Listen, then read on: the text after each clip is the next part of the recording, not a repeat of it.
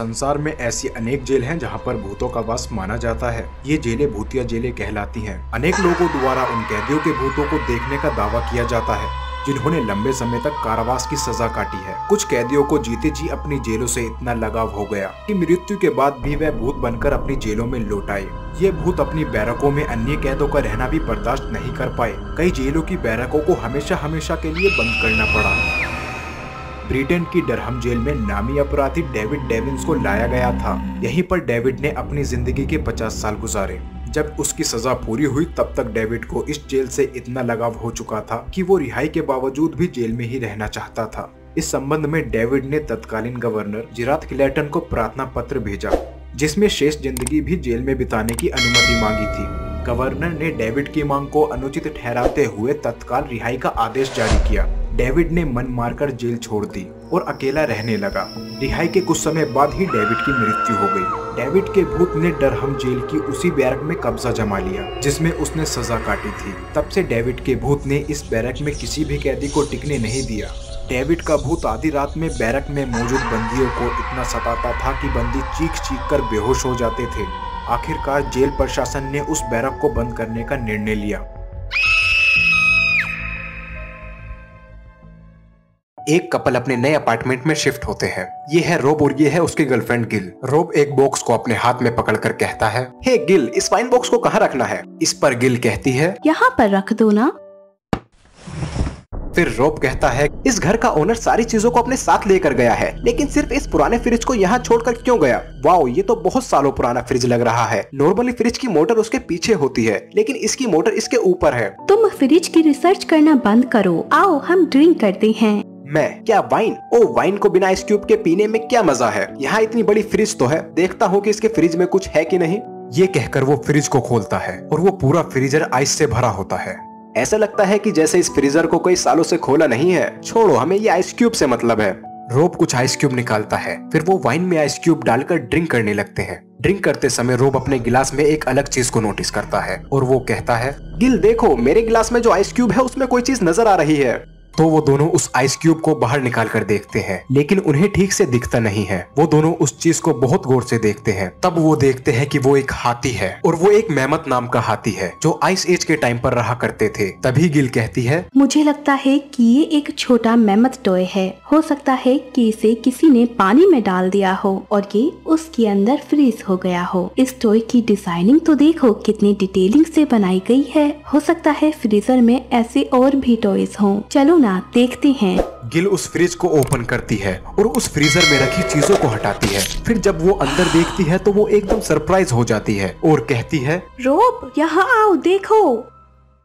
Freezer के अंदर का नजारा देखकर रोब को अपनी आंखों पर विश्वास ही नहीं होता है, क्योंकि उनके फ्रीजर के अंदर एक छोटा सा गांव होता है जहां इंसान रहते हैं। वो वहां रहकर घर बनाते हैं और वहां काम भी कर रहे होते हैं। यानी उस फ्रीजर में एक पूरी दुनिया है, लेकिन इस दुनिया में रहने वाले लोगों के लिए समय बहुत तेज चल रहा होता है और वो सभी फास्ट मूव हो रहे होते हैं। अब रोब और गिल ये सब देख रहे होते हैं। तब गिल कहती है, ऐसा होना तो पॉसिबल ही नहीं है। हाँ, हमारे फ्रीजर में एक छोटी सी दुनिया है, अनबिलीवेबल। और इनके बने हुए घर को देखकर लगता है कि अभी ये मॉड्यूलर पीरियड में है, यानी मिड एज में होंगे। अगर अपने हिसाब से देखा जाए तो इनका 500 या 1000 ईयर चल रहा होगा। अब रोब के आइस में जो मेमत मिला था वो टॉय नहीं बल्कि सच में एक मेमत है जो फ्रीजर की दुनिया में रहा करता था। उस आइस क्यूब के मेमत को रोब अपनी फिंगर पर लेता है। सोचिए, रियल लाइफ में मेमत कितना बड़ा होगा और इसने इसे अपनी उंगली में उठा रखा है। अब उसे ले जाकर वो अपने फ्लावर पॉट की मिट्टी में गाड़ देते हैं और ये सब करने में वो 10 मिनट स्पेंड करते हैं। और जब वो वापस अपने फ्रीजर में देखते हैं तो अब उस फ्रीजर में सब कुछ चेंज हो चुका होता है और वहाँ एक नई सिटी फॉर्म हुई होती है। और वो बातें करते हैं कि सिर्फ 10 मिनट में ये इतना डेवलप कैसे हो गया।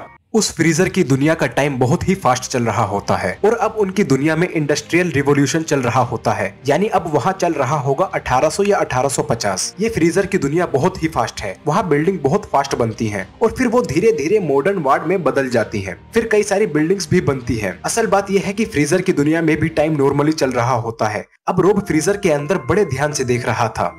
अब तक जो फ्रीजर में हो रहा था वो सब हमारी दुनिया में ऑलरेडी हो चुका है, लेकिन अब जो इसमें होगा वो हमारा फ्यूचर होगा। वो ध्यान से देखता है और समझ लेता है कि वहाँ कोई प्रॉब्लम चल रही है और अचानक वहाँ काफी सारी लाइट्स मिलकर एक एनर्जी फॉर्म होती है और छट से सब गायब हो जाता है। अब उनका फ्रीजर खाली हो जाता है। फिर रोब कहता है, बस इतना ही? तुम्हें क्या लगता है वो वापस आएंगे? रोब, मुझे नहीं लगता कि वो अब वापस आएंगे। चलो कोई नहीं, हमने अपने फ्यूचर को देख लिया जो कि कोई इंसान अभी तक नहीं देख पाया है। ये कहकर वो उस फ्रिज के वायर निकालकर सोने चले जाते हैं। अगले दिन सुबह वो दोनों, मुझे लगता है कि हमें फ्रिज को खोल कर देखना चाहिए।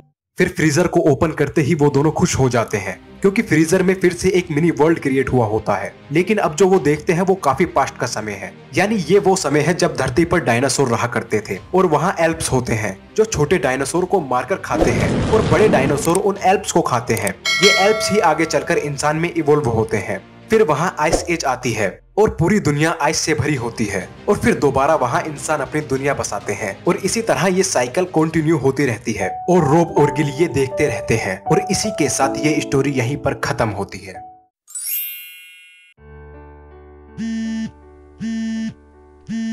हाँ दादी, कैसी हैं आप? दवाई तो टाइम पर ले रही हो ना? हाँ हाँ बेटा, तू मेरी बिल्कुल फिक्र मत कर, अपना ख्याल रख। तुझे देखे हुए भी महीने हो गए हैं। अरे दादी, अभी तो आया था 3-4 महीने पहले। बेटा केविन, तेरी बहुत याद आती है। गुड़िया तो तुझे रोजाना याद करती है। मेरी प्यारी दादी, रोइए नहीं, मैं जल्द ही आऊँगा। हाँ बेटा, अब इतनी जिम्मेदारियों का बोझ उठाया नहीं जाता। अरे दादी, कब तक बात करोगी? मेरी भी बात कराओ ना भैया से। अरे ये गुड़िया क्यों चिल्ला रही है इतना? ले बेटा, इससे बात कर, वरना चिल्ला चिल्ला कर पूरा घर उठा लेगी ये। हाँ भैया, मेरी तो आपको जरा भी याद नहीं आती है ना कि आपकी मासूम सी छोटी बहन भी है। अरे गुड़िया, कैसी बात कर रही है? मुझे तेरी बहुत याद आती है। भला मैं यहाँ हूँ किसके लिए? मैं यहाँ सिर्फ और सिर्फ तुम्हारे लिए हूँ, ताकि मैं तेरे लिए खूब पैसे कमाकर तुझे बहुत बड़े स्कूल में पढ़ा सकूँ। हाँ हाँ, बस रहने दीजिए आप तो। जब भी आपसे शिकायत करो तो आप कोई न कोई बात बना देते हो। अच्छा बस बस, ज्यादा मत हंसिए, आप जल्दी घर आ जाइए। बस इतनी सी बात, ठीक है।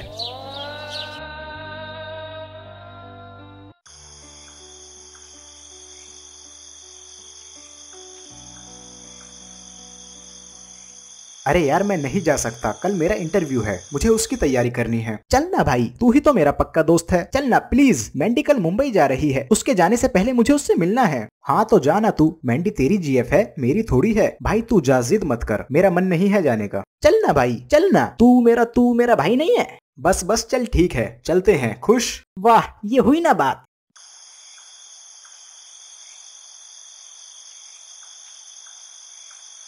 भाई तू जा, मैं यही इंतजार करता हूँ। चल ठीक है, जैसी तेरी मर्जी। अरे यार, कहाँ रह गए थे तुम? अरे बेबी, आ तो गया ना।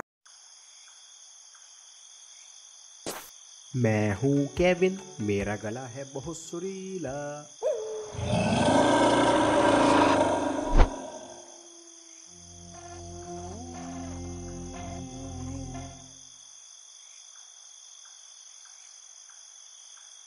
कोई नहीं है।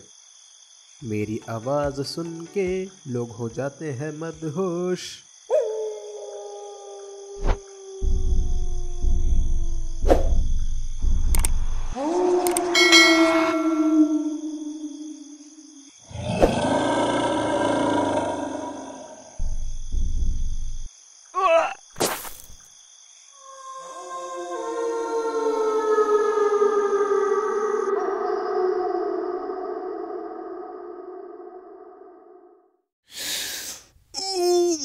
क्या हुआ तुझे केविन? तू ठीक है ना? हाँ मैं ठीक हूँ। पता नहीं अचानक क्या हुआ, जंगल में से लाइट इतनी तेज आकर मुझसे टकराई, मैं बेहोश हो गया। चल कोई नहीं, तू आराम कर, अगर किसी चीज की जरूरत हो तो बता देना।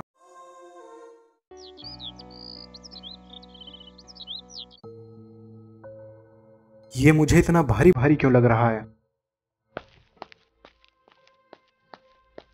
ये मेरे हाथों को क्या हुआ? मेरे पैर, ये मुझे क्या हो गया? ये कौन है?